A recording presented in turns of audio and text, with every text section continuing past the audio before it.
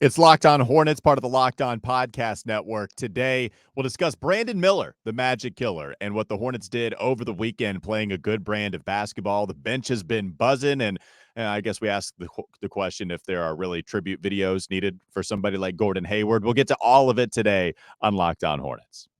You are Locked On Hornets, part of the Locked On Podcast Network, your team every day. In a minute, cuz we live.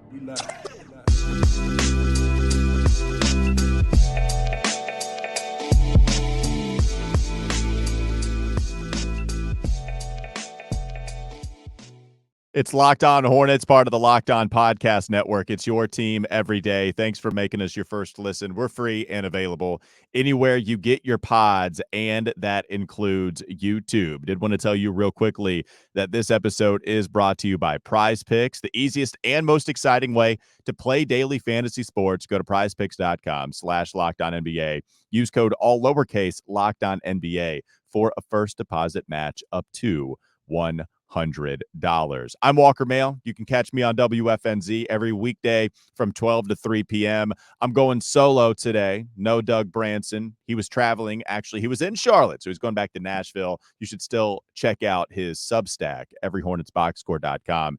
Lots of great stuff, write-ups in there. You can also find his text where you can start to share your depraved Hornets thoughts, and then you get the depraved Hornets thoughts from Doug Branson in return. It's a beautiful thing. And now he even has, yes, Doug Branson gets to write and tell you all about his experience on the Simba cam on the Jumbotron at the Spectrum Center.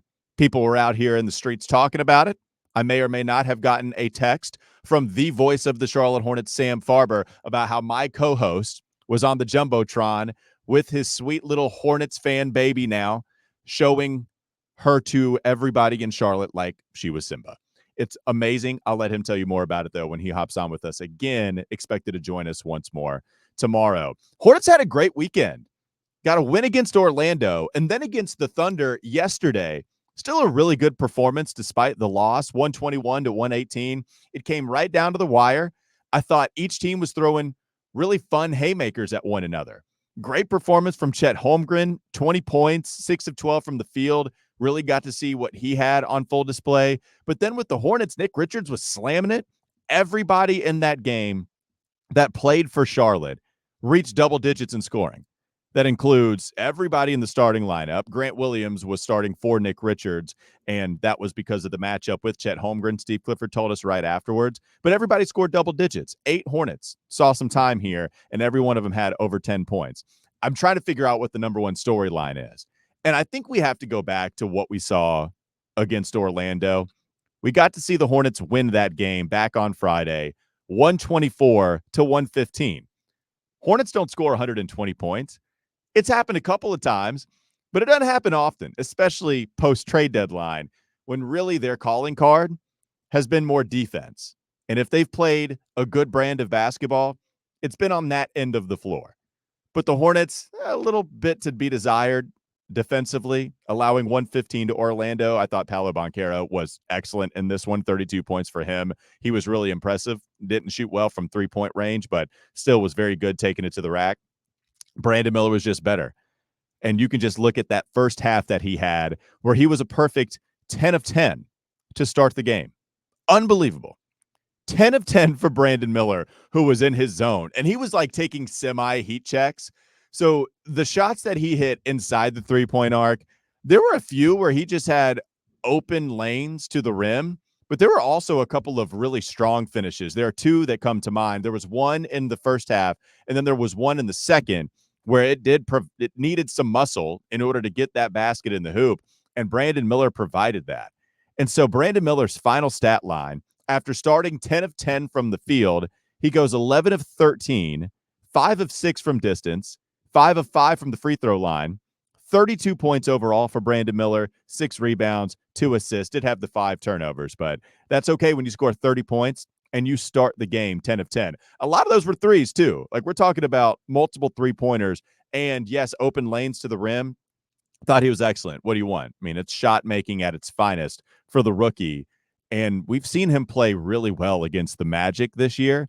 We had a bunch of matchups against the Magic since March 5th. In fact, there's been 3 4 overall. The last game, or I should say the first game they played against Orlando, it was on November 26th. And even in that game, that was the third 20-point performance of Brandon Miller's NBA career once he played Orlando. He had the first 20-point performance, I believe it was against the Knicks, or that was among the top 2. But he scored 20 points then, 7 of 11 from the field. So that was still very early, right? Right before we get to the month of December. Don't play Orlando until March 5th.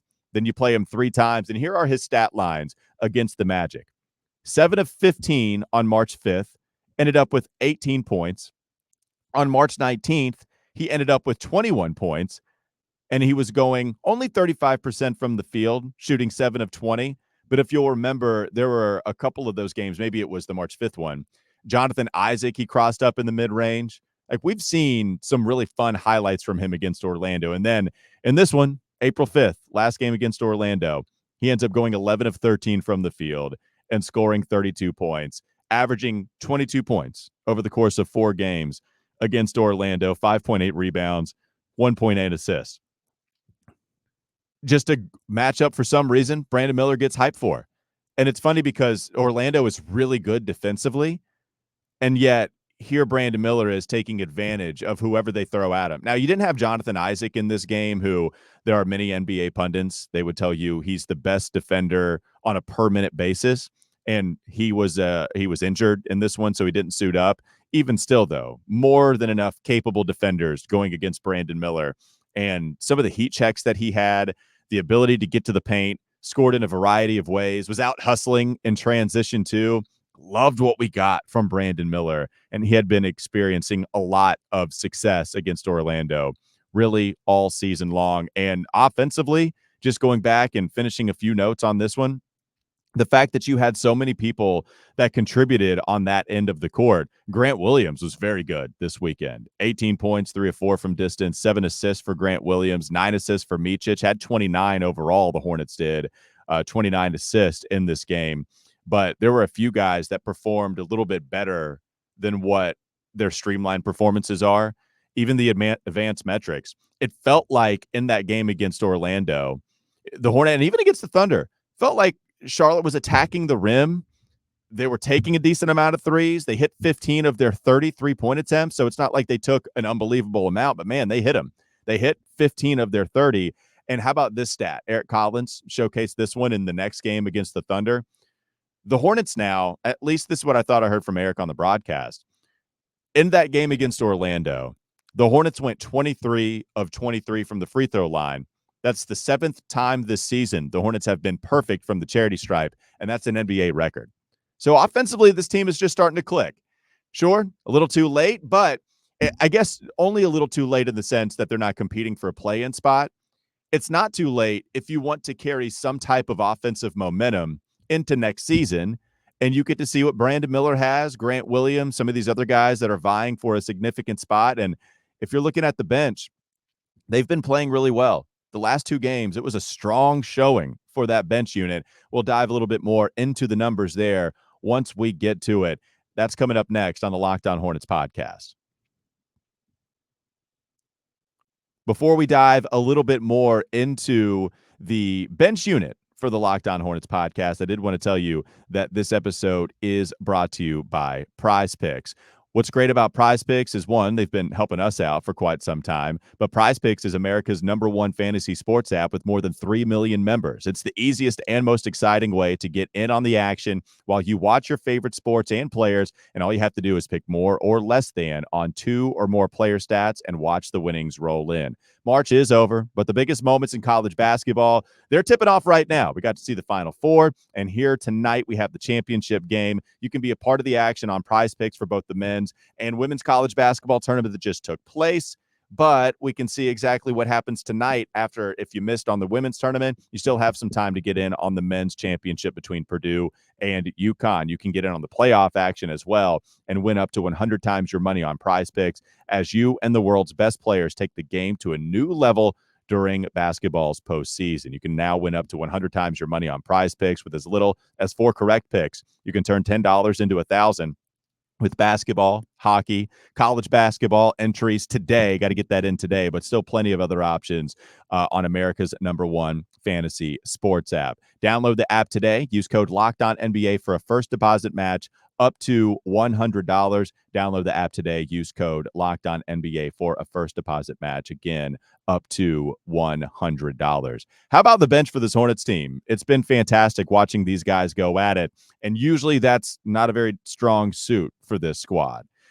Not a lot of depth. They traded in some of their talent that they had for assets at the trade deadline, but also more depth, and that's how they went on a 5 of 6 game win streak that they had right after the deadline. But here's what the bench has been doing. You go back to Orlando. Pokusevski, 2 of 3. JT Thor, 2 of 2 in just 6 minutes. Davis Bertans, filled it up this weekend, 5 of 8. And then Bolden even comes in with 10 minutes of action and goes 2 of 2. So only 3 missed field goals. Only 3, 1 for Pokusevski, 3 for Bertans, and everybody else, every other shot that was taken by the bench unit, they went in. Now, some of the bench guys were minus on the plus-minus spectrum, but that's because the starting lineup was so good. Even so, this is about what you could ask for. Poku going +6, Bolden going +2. Even if Bertans was a -15, at least he hit 40% from 3 and 5 of 8, like actually contributing not only from the three-point line this weekend. You'll go against the Thunder and see that loss 121-118. The bench still was scoring real well. Only 7 guys participated in that game against Oklahoma City, but Poku went 6 of 9. Bertans went 4 of 9 from 3. All of his field goal attempts were from distance in that one. And then Nick Richards. It was a jam party for him. Only 18 minutes after he's coming back from injury a little bit, but 4 of 6 from the field for Nick Richards. So you're still talking about each of those players all being in the plus column. Poku was a +27. Poku was a +27 in this game. And the next one up, it was also on the bench, +11 for Richards, +10 for Bertans, who really helped them out offensively in that fourth quarter. And if we start to take a look more at that Thunder game, the bench has been playing a lot better, certainly offensively for this squad. Man, I thought the Hornets would get it done. What a fun basketball game. Like, I'm glad my co-host, Doug, got to come see a really good team, even if it's without SGA and MVP candidate. Really good basketball team. And the Hornets answered a lot of some of the haymakers that the Thunder threw their way. It just too many open shots from 3 for Oklahoma City, who shot 50% from beyond the arc, over 50% from the field too. And the last one really did them in. If you look at that last play where it was tied 115-115, you have the play where there's this ghost inverted pick and roll. Isaiah Joe, who had just hit a 3 to bring it to, I think, 115-113 before Micic finished on the other end. And so with the game all tied up in the fourth, Joe, after just hitting a 3-pointer, they run like this ghost inverted pick and roll with Chet Holmgren as the ball handler. And without even setting the screen on Grant Williams, Joe just floats to the open area at the very top of the key. Brandon Miller, Grant Williams, nobody follows Isaiah Joe to the top of the key. Holmgren hits Joe, and as Eric Collins said on the call, he was wide open. And when you have one of the best shooters in the NBA right now, like, his percentages are absolutely bananas. When you have him wide open at the top of the key, like, you can't draw it up any better than that. And the Hornets defense just didn't have anything for him. Now, Brandon Miller finishing through contact, not nearly as good of a game for him against Oklahoma City as he had against Orlando, but still came through in the clutch as he has all season long. You had that stretch in the third quarter where you had the 4-point play, and then I think accounted for 6 straight points on 2 possessions. But in the fourth quarter, drives to the basket, brings them within 1. They foul Giddey. Giddey hits a couple of free throws, and then they give it to Miller with over 4 seconds. Just shot a little online, maybe a little bit to the left, but it had a shot. It had a shot in what was a really tough forced 3-pointer because you had to hit that kind of shot at the end of that game. But it went begging, and Miller ends up 4 of 13 from the field, only 1 of 8 from the 3-point line with 13 points. But really, it's nice to see this team operate a lot better offensively, where Trey Mann went perfect from the field in this game. He was 7 of 7, 3 of 3 from the 3-point line. So he had 18 points. Good percentages all around, 54.2% from the field, and then 17 of 40, 42.5% from the three-point line. The offense is starting to click. The guys are moving the basketball. What's funny, even if I go back to that Orlando game, the Orlando game, it seemed to be a variety of scoring in the right areas. They weren't settling for a bunch of mid-range jumpers, even if that's one of the things that the Hornets have been known to do all season long. They're getting the right shots. Guys are hitting them, which is always great. Roy Williams says it best, right? If the ball doesn't go, it looks a lot prettier when the ball goes in the basket. And that's what happened this weekend. It's a fun stretch of what we got to see against a good basketball team in Orlando, a good basketball team in Oklahoma City, and you split the weekend, you go 1-1, I'll take it, especially when it looks like that. And that can take us to Steve Clifford hosting his stepping down press conference with the media right before they played Orlando. Or not even Orlando, excuse me. That was right before they played on Thursday, I believe. But even so, Steve Clifford was telling you, look, I'm focused on getting this team better and finishing strong in these last 7 games that we have. And so far, I don't know if it's one of those things where coaches get fired and then the team feels responsible for it, or Steve Clifford even saying the Hornets broke him, kind of like it was all the losing and he just can't be that guy for this team. I'm sure that doesn't feel good for the guys on that roster. I'm sure it doesn't feel good for the guys in that locker room thinking, man, I like Steve, and here's Coach Cliff telling us he's not the right guy for the job because he has to motivate us, and he can't get to a point where he can motivate us day in and day out. Even in that presser, he said Brandon Miller doesn't need that. He's self-motivated every single time. But he didn't say that about everybody. I'm sure there is some self-reflection, and kudos to the players for responding to it. They stepped up in a big way this weekend, and that's what brought us a fun brand of basketball, and Steve Clifford has to be happy. He's got to be happy enough to finish strong these last 7 games or so. We have one more game at home, last 4 now. You have one more game against Dallas, and then you hit the road for a 3-game road trip before the season ends officially. So, okay, if you can finish strong here, there's something nice to look at as you go into next season for Charles Lee, for whatever of these head coaching potential candidates that you have. They can take over something that isn't just starting from ground zero. Like, you're still going to have a lot of work to do, but maybe you can focus on this small sample size and look at it with some sort of momentum. We'll get to more of that coming up next on the Locked On Hornets podcast. I want to talk more about what we can see from this group going forward. And we do have to get to the tribute video from the Hornets for Gordon Hayward as they welcome the Thunder to town. Was it worth it? That's still to come here on the Locked On Hornets podcast. Before we get to that, I did want to tell you a little more about our sponsors. This episode is brought to you by LinkedIn. Not only LinkedIn, but it's brought to you by LinkedIn Solutions. LinkedIn isn't just another job board. LinkedIn has a vast network of more than 1 billion professionals, which makes it the best place to hire. It gives you access to professionals you can't find anywhere else, and LinkedIn does all of that while making the process easy and intuitive. Hiring is easy when you have that many quality candidates, so easy, in fact, that 86% of small businesses get a qualified candidate within 24 hours. LinkedIn knows that small businesses are wearing so many hats, you might not have the time or resources to hire. And so LinkedIn is there constantly finding ways to make the process easier. They even just launched a feature that helps you write job descriptions, making the process easier and quicker. 2.5 million small businesses use LinkedIn for hiring. Post your job for free at linkedin.com/LockedOnNBA. That's linkedin.com/LockedOnNBA to post your job for free. Terms and conditions apply. All right, let's do the whole tribute video thing. So if you saw it, when the Thunder were at the Spectrum Center, of course, they're bringing Gordon Hayward to the fold. Gordon Hayward traded to Oklahoma City at the deadline. In return, you get some depth. Poku actually wasn't a part of that, but you get Trey Mann. You get Davis Bertans, who was, a big deal in that fourth quarter in that game. You also bring back Micic, who is a rookie, a 30-year-old rookie. He's been very good for the team ever since coming aboard. Maybe a few too many turnovers here and there, but he was even good in this game against OKC, continuing to drive to the rack, and he tied it up 115-115.